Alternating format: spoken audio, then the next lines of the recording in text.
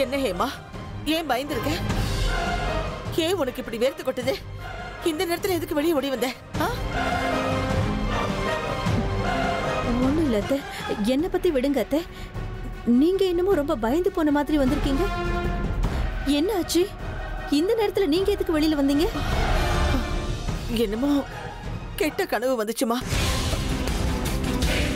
ரொம்ப விசித்திரமான கனவு. மனசுக்குள்ள சொல்ல முடியாத வேதனை. அப்படியா அத்தை? எனக்கும் அந்த மாதிரி தான் ஆச்சு. திடீர்னு கழுத்தை யாரும் இருக்கிற மாதிரி இருந்தது.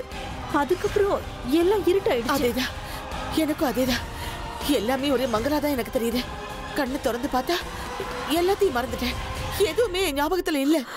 எனக்கு என்னமோ ரொம்ப பயமா இருக்கு அத்தை. நம்ம அர்ஜுன் அமிர்தாவுக்கு எதுவும் ஆயிருக்காதுல்ல? இல்ல ஹேமா, கொஞ்ச நேரத்துக்கு முன்னாடிதான் ராகேஷ் கிட்ட போன் பண்ணி பேசினேன். அர்ஜுனும் அமிர்தாவும் அங்க நல்லா இருக்காங்களா? ராகேஷ் தான் சொன்னா. எப்படியோ இப்பதான் மனசுக்கு கொஞ்சம் ஆறுதலா இருக்கு அத்தை. இல்ல ஹேமா, இது வேற ஏதோ ஆபத்துக்கான அறிகுறி மாதிரி தெரியுது. அப்படியெல்லாம் ஒண்ணும் இல்ல அத்தை. அர்ஜுனும் அமிர்தாவும் நல்லபடியா இருக்காங்கிறப்போ வேற மாதிரி எந்த பிரச்சனையும் இருக்காதுன்னு தான் நினைக்கிறேன். நீங்க கடவுளை நல்லா வேண்டிக்கிட்டு போய் தூங்குங்க, எல்லாம் சரியா போயிடும். சரிம்மா, நீ எதுக்கும் பயப்படாத. என்ன, ரொம்ப நேரம் ஆயிடுச்சு, போய் படுத்துக்கோ போ.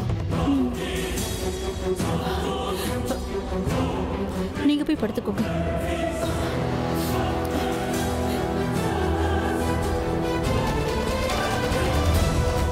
ஆனாலும் ஏன் அப்படி ஒரு கனவு வந்துச்சு?